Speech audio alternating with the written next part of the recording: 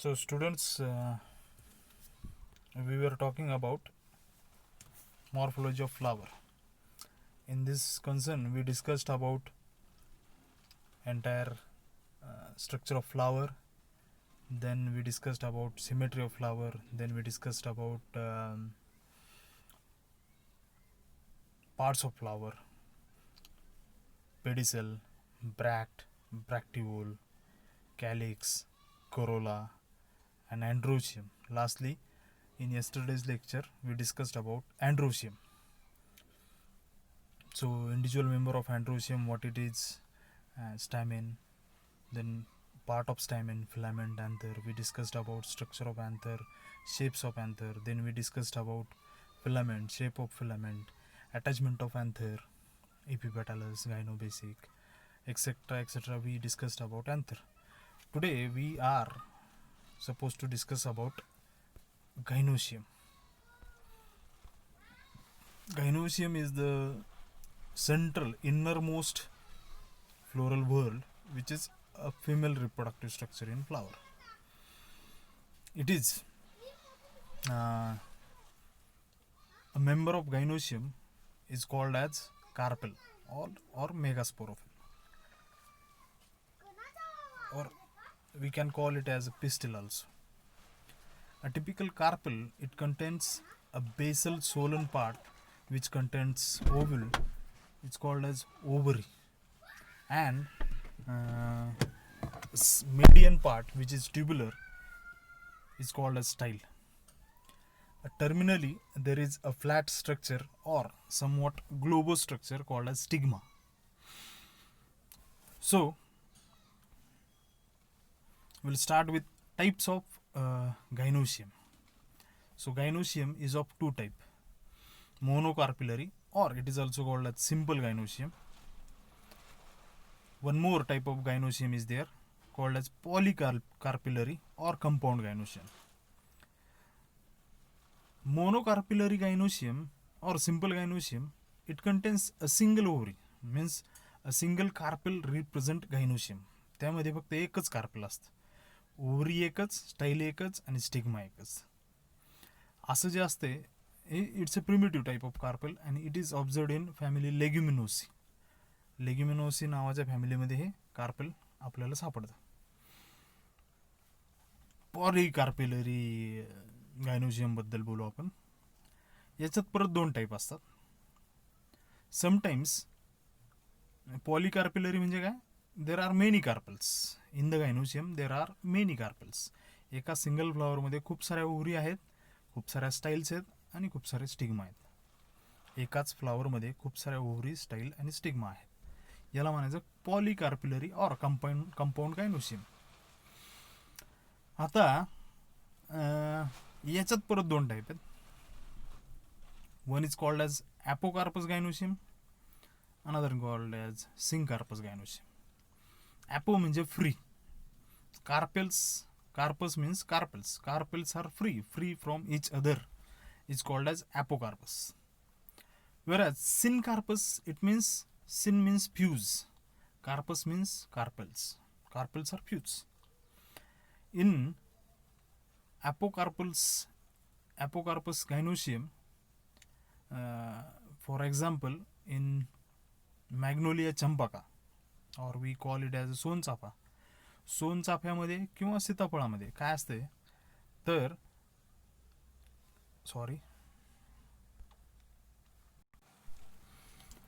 सीताफळामध्ये काय असते, खूप साऱ्या कार्पल्स असतात, खूप साऱ्या ओव्हरीज असतात आणि एक त्या इलॉंगेटेड रिसेप्टॅकल वरती म्हणजेच थॅलॅमस वरती त्या अटॅच झालेल्या असतात.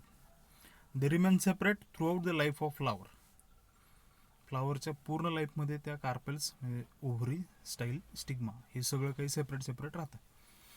मग फायनली काय होतं, ज्यावेळेस ते पॉलिनेट होतं, मॅच्युअर झाल्यानंतर त्या कार्पेल्सचा जे टॉपचा पोर्शन आहे इट गेट स्टर्डी किंवा ग्रीनिश कलरचं त्याच्यावर टिश्यू, सॉफ्ट टिश्यू तयार होतं आणि ते म्हणजे सीताफळ. सगळ्या कार्पेल्स एकत्र राहतात, चिटकलेल्या नाहीत, एकमेकाला फ्यूज झालेल्या नाहीत, पण दे आर ॲग्रिगेटेड आणि ॲग्रिगेट होऊन त्यांच्यापासून एक फ्रूट तयार होतं, सीताफळ. मॅग्नोलियामध्ये काय होतं, सोनचाफ्यामध्ये, त्या कार्पेल्स तशाच इंडिव्हिज्युअल फ्री राहतात आणि इंडिव्हिज्युअली ते स्वतःची एक एक एक एक बेरी तयार करतात.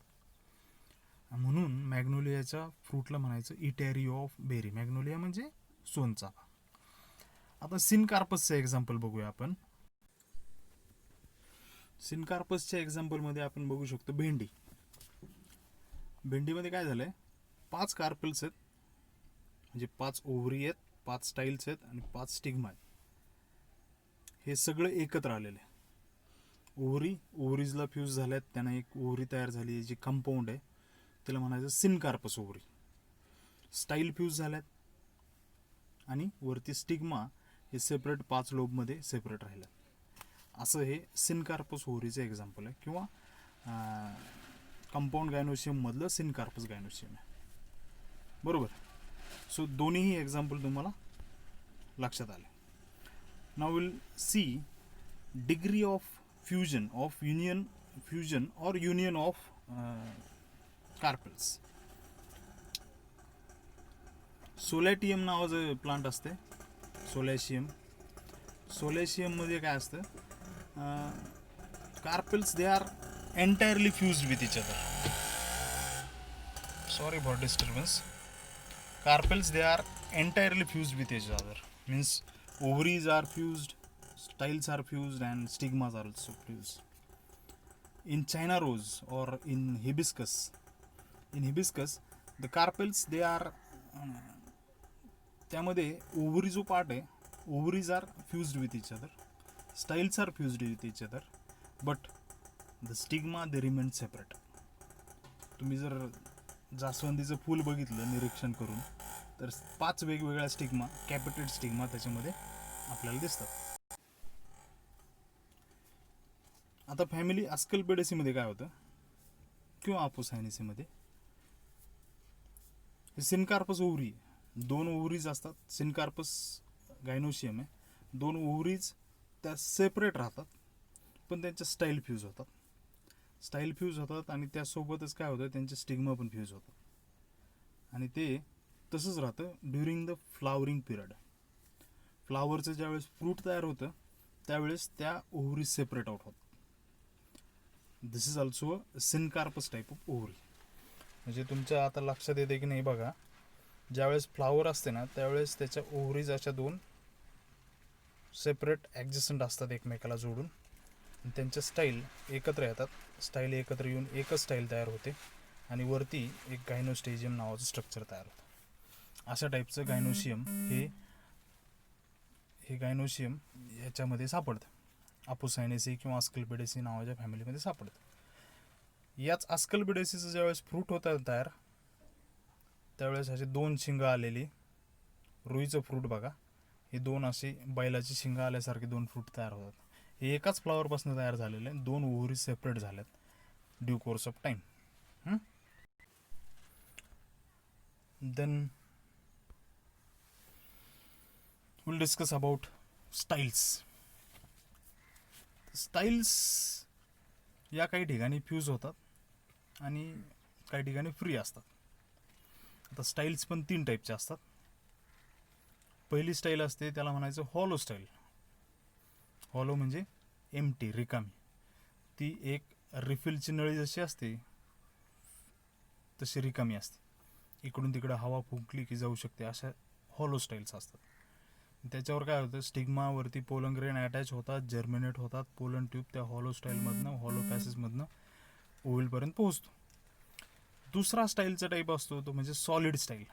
सॉलिड स्टाईल म्हणजे काय, स्टाईलमध्ये अशी एम्प्टी कॅव्हिटी नसते, पण जसा ओव्हल जर्मिनेट होईल तसं त्याच्यामध्ये पोलन ट्यूब जशी जशी खाली जाईल स्टाईलमधनं तसं तसं तिथल्या सेल्स डिजनरेट होतात आणि एक पॅसेज तयार करून देतात, जेणेकरून पोलन ट्यूब जी आहे ती ओव्हलपर्यंत पोहोचू शकते.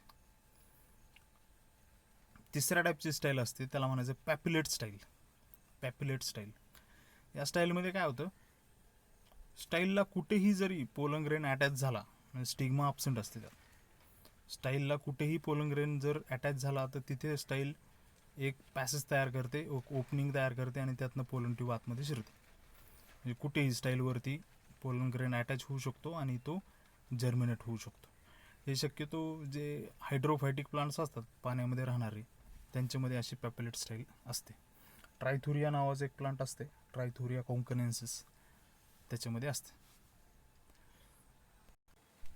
Now will discuss about stigma. Stigma gynostegium ज्यावेळेस तयार होतं अस्कल्पिडेसीमध्ये त्यावेळेस स्टिग्मा सगळ्या फ्यूज होतात. पण बऱ्याचशा फॅमिलीमध्ये स्टिग्मा सेपरेट होतात, किंवा जरी स्टिग्मा फ्यूज झाल्या तरी त्या त्यांचे लोब्स तयार करतात. म्हणजे बायफिड स्टिग्मा हा शब्द ऐकलेला असेल, किंवा ट्रायफिड स्टिग्मा हा शब्द ऐकलेला असेल. याच्यात काय होतं, दोन स्टाईल असतात, दोन स्टिग्मा असतात, दोन ओव्हरीज असतात. तर तो दोन ओव्हरीमधल्या ovary they remain same style, they get fused, आणि stigma they also get fuse, but they shows two lobed structure which represents two carpels. म्हणजे नंबर ऑफ कार्पेल्स किती हे शोधायचं झालं तर number of lobes of stigma याच्यावरून आपण स्टाईलचं कार्पेल्सचा नंबर शोधू शकतो.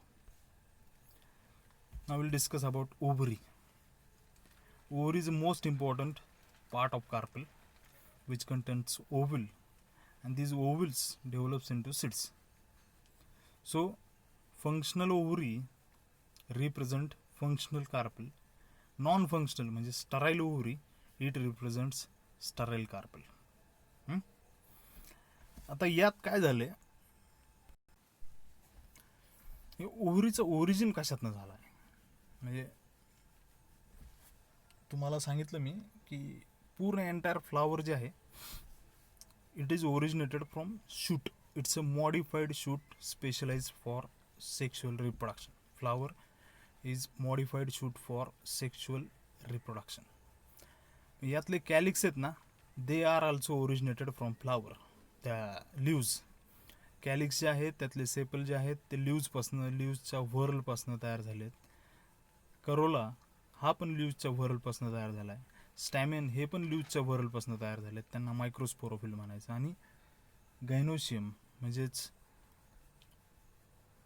कार्पेल हे पण एका लिव्जपासून तयार झाले. मग कशावरून म्हणता येईल असं, तर तुम्ही एक लक्षात घ्या, पी म्हणजे पैसम सटायवम, आपला जो वाटाणा आहे त्याची शेंग ज्यावेळेस तुम्ही फोडता, शेंग फोडल्यानंतर तुमच्या लक्षात येईल की ती लीफ सारखी दिसते. फोडलेली शेंग ती एक लीफ सारखी दिसते, आणि ती लीफ त्याच्यात एक मिडरीब असते, आणि परत मार्जिन एकमेकाला अटॅच झालेले आहेत किंवा मार्जिन एकमेकाला चिटकलेत. अशा कार्पेलला म्हणायचं ते it develops from a leaf. Foliar origin of ovary. Got it? ठीक. आता या ओव्हरीज आहेत ना, या काही ठिकाणी फ्यूज होतात, आणि fuse along their margins and fuse along their marginal walls, and they forms syncarpous ovary. आणि त्याच्यामध्ये छोटे छोटे चेंबर्स दिसतात. These chambers are also called as locules, and they are nothing but carpels.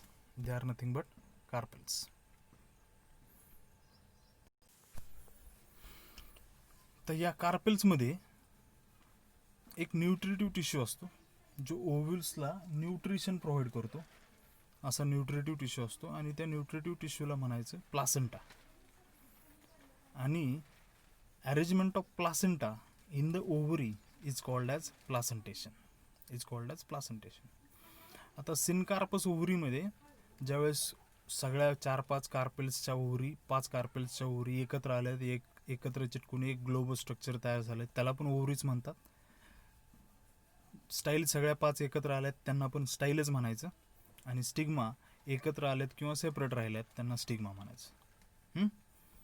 म्हणजे गायनोशियम हे जर बघितलं, सिनकार्पस गायनोशियम असेल तर it will represent by single ovary, single style आणि सिंगल स्टिग्मा. पण त्याच्या आतमध्ये जर लॉक्युल असतील तर there are 5 ovaries forming a compound ovary called as syncarpous ovary. Got it? Okay, will move to next slide. Placentation. Type of placental tissue and arrangement of placentation in the ovary is called as placentation.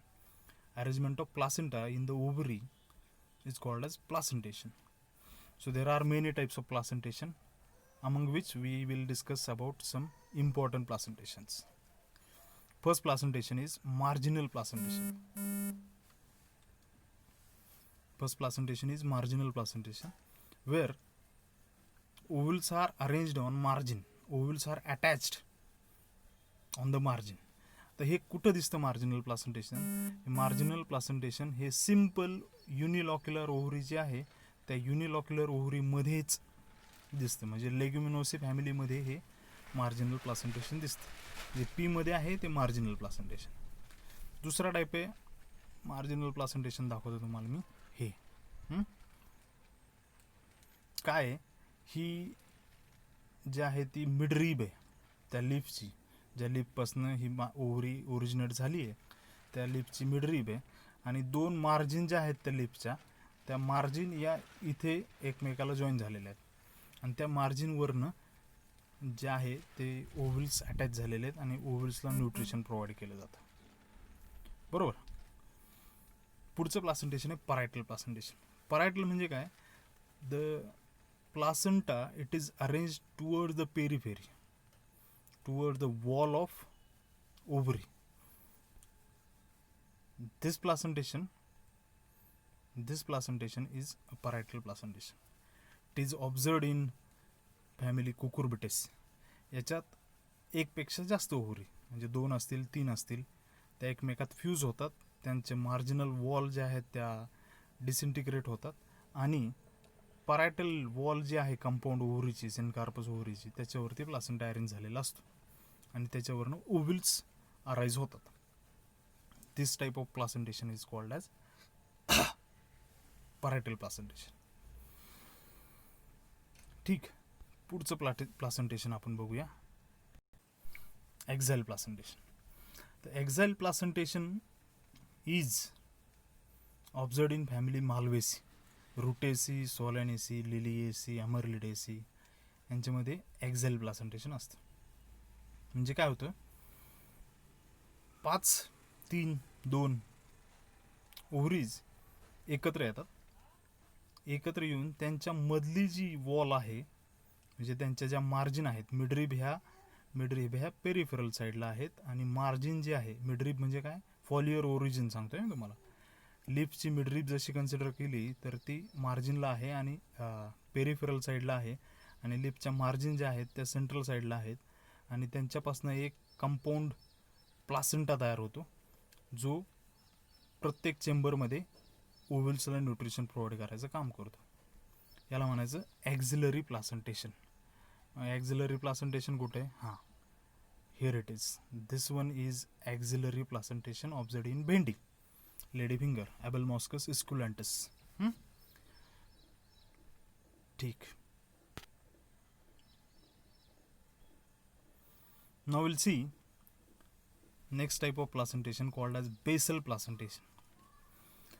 Basal placentation unilocular आणि simple ओव्हरीमध्ये सापडतं, ज्याच्यात placenta त्याच्या बेसला असतो.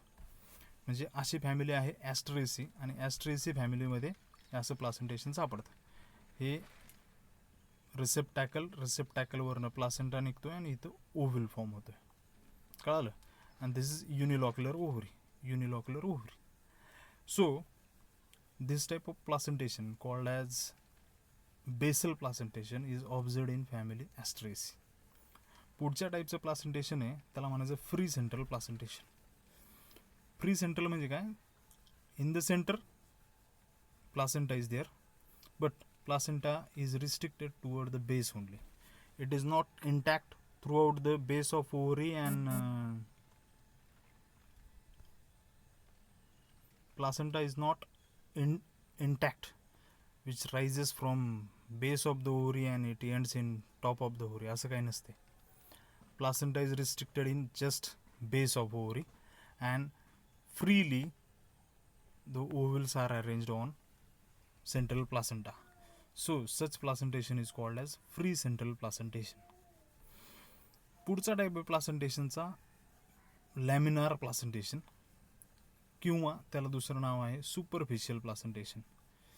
Laminar placentation किंवा superficial placentation. याच्यामध्ये this is the laminar or superficial placentation. याच्यामध्ये खूप साऱ्या ओव्हरीज त्या एकत्र येतात आणि त्यांच्या एंटायर वॉलवरती कुठेही ओव्हरी वॉलवरती कुठेही ओव्हल्स अरेंज होऊ शकतात, अटॅच होऊ शकतात आणि त्यांना न्यूट्रिशन प्रोव्हाइड केलं जाऊ शकतं. अशा प्लासेंटेशनला म्हणायचं superficial placentation. Now we'll discuss about ovule. Ovule is a female gametophyte which produces gamete. ओव्हलच्या आतमध्ये एम्ब्रिओ सॅक असते आणि त्या एम्ब्रिओ सॅकमध्ये एग सेल असतं जे गॅमेट आहे. सो ओव्हल इज मेगास्पोरॅन्जियम और it is also called as female gametophyte. तर याच्यात काय काय असते ओव्हलमध्ये? ओव्हलचं स्ट्रक्चर जर तुम्ही बघाल, there is a stalk of ovule called as funicle. त्या फ्युनिकलच्या मध्ये एक अशी एंटायर लाईन असते, त्याला म्हणायचं रॅफी. जी ब्लॅक कलरची लाईन दिसते त्याला म्हणायचं raphe. And raphe it get attach to the ovule at a end called as chalazal end. Raphe it get attach to the ovule is called as chalazal end. त्यानंतर आतमध्ये असते ती embryo sac, female gamete contain करणारी embryo sac. आणि त्या embryo सॅकला हे integument नावाचे 2 आवरण असतात, त्या इंटिग्युमेंट्सने कव्हर केलेलं असतं. एक आउटर इंटिग्युमेंट, एक इनर इंटिग्युमेंट. आणि त्याच्या अपायकल पोर्शनला there is a cavity from where germinated pollen tube can enter. This cavity is called as micropyle. आता position of ovule, arrangement of embryo sac, याच्यावरनं पुन्हा ओव्हलचे वेगवेगळे टाईप पडतात. सगळ्यात कॉमन ओव्हलचा टाईप आहे जवळपास 90% अँजिओस्पर्ममध्ये सापडणारा ओव्हलचा टाईप आहे तो हा. याला म्हणायचं ॲनाट्रॉपस ओव्हल. ज्याच्यामध्ये ओव्हल इज बेंट थ्रू 180 डिग्रीनं तो बेंड झालेला असतो. आणि micropyle is parallel to funicle and chalaza placed on the opposite side. म्हणजे चलाजा, मायक्रोपाईल दोन्ही एका लाईनवर लाई करतात, पण फ्युनिकल जे आहे त्याच्या पॅरललमध्ये असतं. दुसरा अनकॉमन टाईप आहे तो म्हणजे ऑर्थोट्रॉपस ओव्हल. ऑर्थो म्हणजे स्ट्रेट, ऑर्थोट्रॉपस ओव्हल. याच्यामध्ये मायक्रोपाईल, चलाजा आणि फ्युनिकल हे तिन्ही एकाच लाईनवरती अरेंज झालेले असतात. Micropyle, chalaza and funicle they are arrange on a single line. So such oval is called as orthotropous oval. In amphitropous oval, chalaza and micropyle on same line and त्यालाच काटकोनामध्ये परपेंडिक्युलरली फ्युनिकल is arranged. म्हणजे chalaza आणि मायक्रोपाईल एकाच लाईनवरती आहेत आणि त्याला 90 डिग्रीवरती फ्युनिकल आहे. याला म्हणायचं ॲम्फिट्रॉपस ओव्हल. 14 टाईप असतो ओव्हलचा, तो म्हणजे कंपायलोट्रॉपस ओव्हल. याच्यामध्ये काय होतं, ओव्हल इज घोड्याच्या नालीच्या सारखा, horseshoe shape. Ovule is horseshoe shape and or you can call it as a reniform also. याच्यामध्ये neither chalaza nor funicle nor micropyle they never lie on same line. ते सगळे एका लाईनवरती अरेंज झालेले नाही आहेत, पण हॉर्सशू शेप सारखा ovule असतो आणि raphe is arranged perpendicularly to it. This is called as campylotropous ovule. So anatropous ovule सगळ्या फॅमिलीमध्ये जवळपास सगळ्या अँजिओस्पर्ममध्ये असतो, जवळपास 90%. I need to check the number, but nearly about 90% angiosperm they shows anatropous oval. Orthotropous oval is a straight oval. Amphitropous oval is perpendicular oval and Campylotropus ovale is horseshoe shaped type of ovale. आणि thank you for attending lecture. Thanks.